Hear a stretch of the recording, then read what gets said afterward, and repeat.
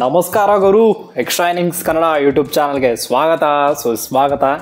So ಏನಪ್ಪ ವಿಶೇಷ ಅಂದರೆ KKR ವರ್ಸಸ್ DC ಮ್ಯಾಚ್ ಇತ್ತಪ್ಪ ಇವತ್ತು. ಸೊ ಆಲ್ಮೋಸ್ಟು ಎಲ್ಲರೂ ನೋಡಿರ್ತೀರ KKR batting, DC batting almost ಯಾರು ನೋಡಿರಲ್ಲ. ಸೊ KKR ಬ್ಯಾಟಿಂಗ್ ಗುರು ಏನು ಆಡಿದ್ರಪ್ಪ.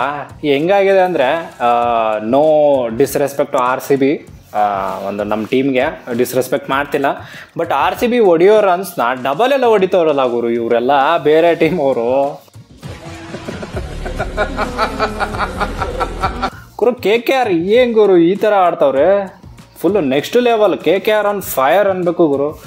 KKR SRH ಇವರೆಲ್ಲ ಈ 270 ಎಲ್ಲ ಹೆಂಗೆ ಹೊಡಿತಾರಪ್ಪ, ನಾವು ಕನಸು ಕಾಣಬೇಕು. ಏನು ಗುರು 263ನ ಇಬ್ಬರು ಎರಡು ಟೀಮು ಧೂಳಿಪಟ ಮಾಡಿಬಿಟ್ವಲ್ಲ, ರೆಕಾರ್ಡ್ ಪುಡಿ ಪುಡಿ ಮಾಡಿಬಿಟ್ರಲ್ಲಪ್ಪ.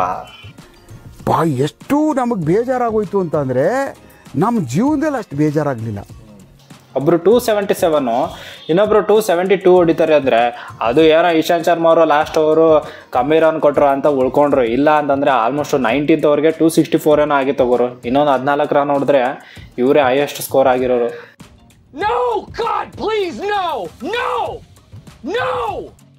ಸೊ ಫಸ್ಟು ಸಮರಿ ನೋಡೋದಾದರೆ ಕೋಲ್ಕತ್ತಾ ಸಖತ್ತಾಗಿ ಆಡಿದ್ರು. ಓಪನಿಂಗ್ ಬ್ಯಾಟಿಂಗು ಸುನಿಲ್ ನಾರಾಯಣ್ ಬಗ್ಗೆ ಹೇಳಲೇಬೇಕು.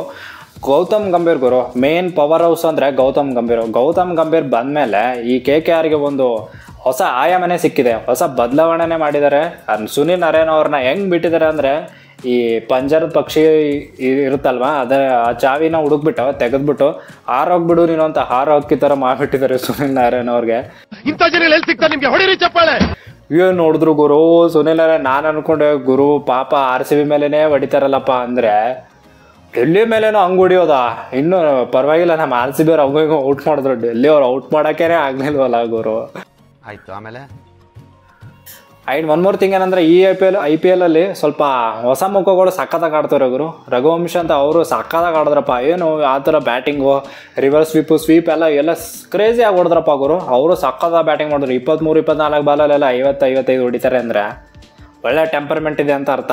ಸೊ ಇದೊಂದು ಖುಷಿ ವಿಚಾರ, ಯಾಕೆಂದರೆ ಸಖತ್ತಾಗಿರೋ ಬ್ಯಾಟ್ಸ್ಮನ್ಸ್ ಎಲ್ಲ ಸಿಗ್ತವ್ರೆ, ಬೌಲರ್ ಸಿಗ್ತವ್ರೆ. ಇವಾಗ ಮಯಾಂಕ್ ಯಾದವ್ ಆಯಿತು, ಈ ಥರ ಒಬ್ಬ ಹೊಸ ಪ್ಲೇಯರು, ಹೊಸ ಪ್ರತಿಭೆಗಳು ಸಖತ್ತಾಗಿ ಆಡ್ತವ್ರೆ ಅಂದರೆ ಕ್ರೇಜಿ. ಅದು ಇಂಡಿಯನ್ ಬ್ಯಾಟ್ಸ್ಮನ್ಸು ಸಖತ್ತಾಗಿ ಆಡ್ತವ್ರೆ. ಸೊ ಅದೊಂದು ಕ್ರೇಜಿ. ಅದಾದಮೇಲೆ ಹೆಂಗೋ ಆಬ್ವಿಯಸ್ಲಿ ಒಂದು 15-14 ಓವರ್ಗೆ ಇವರು ಒಂದು ಬುನಾದಿ ಇಟ್ಕೊಟ್ರು. ಸೊ ಪವರ್ ಹೌಸ್ ಬರುತ್ತಲ್ಲ, ಆ್ಯಂಡ್ರಸಲ್ ಆ್ಯಂಡ್ ರಿಂಕು ಅವ್ರು ಗೊತ್ತಲ್ಲ, ಅದು ಪಾಕೆಟ್ ಡೈನಮೋ ಇದ್ದಂಗೆ ಸಖತ್ತಾಗಿ ಬ್ಯಾಟಿಂಗ್ ಮಾಡ್ತಾರೆ ಅವರು.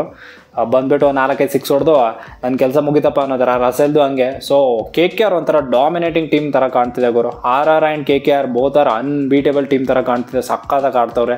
ದೇಹಾದ್ಯಂತ ಸಹಿಸಲಾಗದ ಮರಣ ಸಂಕಟ. ಆ್ಯಂಡ್ GG ಬಂದಮೇಲಂತೂ KKR ಅದನ್ನು ಮುಟ್ಟೋರೆ ಯಾರೇ ಇಲ್ಲ ಅನ್ನೋ ಥರ, ಮುಟ್ಟಕ್ಕಾಗತ್ತೋ ಸರ್, ಹೊಸ ಸಾಮ್ರಾಜ್ಯನೇ ಸೃಷ್ಟಿಸಿದ್ದಾರೆ ಅನ್ನೋ ಥರ ಆಗಿದೆ. ಆ್ಯಂಡ್ DC ವಿಚಾರಕ್ಕೆ ಬಂದರೆ ಗುರು ಯಾರು ಕ್ಲಿಕ್ ಆಗಲಿಲ್ಲ. ಒಂದೇ ಒಂದು ಖುಷಿ ವಿಚಾರ ಅಂದರೆ ನಮ್ಮ ರಿಷಬ್ ಪಂತ್ ಅವರು ಸಖತ್ತಾಗಿ ಬ್ಯಾಟಿಂಗ್ ಮಾಡಿದ್ರು. 24 ಬಾಲಲ್ಲಿ 55 ಹೊಡೆದ್ರು. ಸೊ ಅದೊಂದೇ ಒಳ್ಳೆಯ ಖುಷಿ ವಿಚಾರ ಅಂದರೆ ಅದೊಂದೇ. ಅದು ಬಿಟ್ಟರೆ ಬೇರೆ ಏನು ಖುಷಿ ವಿಚಾರ ಇಲ್ಲ DC ಒಂದು ಕ್ಯಾಂಪಲ್ಲಿ. ಸೊ ಓವರಾಲ್ ಆಗಿ ನೋಡೋದಾದ್ರೆ KKR ಮಾತ್ರ ಸೂಪರಾಗಿ ಆಡಿದ್ರು. DC ಮಾತ್ರ ಅವರು ವೈಟ್ ಬೋರ್ಡ್ಗೆ ಹೋಗಿ ಸ್ವಲ್ಪ ನೋಡಿಕೊಂಡು ಏನೇನು ಮಾಡಬೇಕು ಏನೇನಿಲ್ಲ ಅಂತ. ಯಾಕೆಂದರೆ ಬೌಲಿಂಗು ಹೇಳ್ಕೊಳ್ಳೋಷ್ಟೇನು ಸಖತ್ತಾಗಿರಲಿಲ್ಲ. ಇಶಾಂತ್ ಶರ್ಮಾ ಒಂದು ಲಾಸ್ಟ್ ಓವರ್ ಬಿಟ್ಟರೆ ಬಾಕಿ ಇರೋ ಬರೋರೆಲ್ಲ ಬಡ್ದೋಗ್ಬಿಟ್ರು ಗುರು. ಒಂದು ಹಳೆ ದೇವಸ್ಥಾನ ಗಂಟೆ ಟನ್ ಅಂತ ಬಡ್ದೋಗ್ಬಿಟ್ರು. ಸಖತ್ತಾಗಿ ಬ್ಯಾಟಿಂಗ್ ಮಾಡಿದ್ರು KKR. ಸೊ ಇವಾಗ almost RR and KKR unbeatable team. But ನಮ್ಮ RCB ನೋಡಿದ್ರೆ RR ಜೊತೆ ಆಡಬೇಕು ಗುರು. ನೆಕ್ಸ್ಟ್ ಮ್ಯಾಚು ಏಪ್ರಿಲ್ 16ಕ್ಕೆ. ಏಪ್ರಿಲ್ 6 ಅಂದರೆ ಸ್ಯಾಟರ್ಡೇ ಗುರು. ಸ್ಯಾಟರ್ಡೇ ನಮಗೆ ಏನಾಗುತ್ತೆ ಗೊತ್ತಿಲ್ಲ, ಶನಿದೇವರೇ ನಮ್ಮನ್ನು ಕಾಪಾಡಬೇಕು. ನೋಡೋಣ, ಅಲ್ಲಿವರೆಗೂ ಏನೋ ಟೈಮ್ ಇದೆ. ನೆಕ್ಸ್ಟ್ ಇನ್ನೊಂದೆರಡು ಮ್ಯಾಚಸ್ ಬರ್ತವೆ. ಸೊ ಅದನ್ನು ರಿವ್ಯೂ ತೊಗೊಂಡು ಬರ್ತೀವಿ. ಸೊ ಇದಾಗಿತ್ತು ಇವತ್ತಿನ ವಿಡಿಯೋ. ರಿವ್ಯೂ ಮುಗಿಸೋ ಸಮಯ. ಪ್ಲೀಸ್ ಲೈಕ್ ಮಾಡಿರಿ, ಶೇರ್ ಮಾಡಿರಿ, ಕಮೆಂಟ್ ಮಾಡಿರಿ. ಇದು ನಮ್ಮ ಕಳಕಳಿಯ ಬೇಡಿಕೆ. ನಾನು ನಿಮ್ಮನ್ನು ಕೇಳ್ಕೊತಾ ಇದ್ದೀನಿ, ಡಿಮ್ಯಾಂಡ್ ಅಲ್ಲ, ಬೇಡಿಕೆ, request. That's it for the day.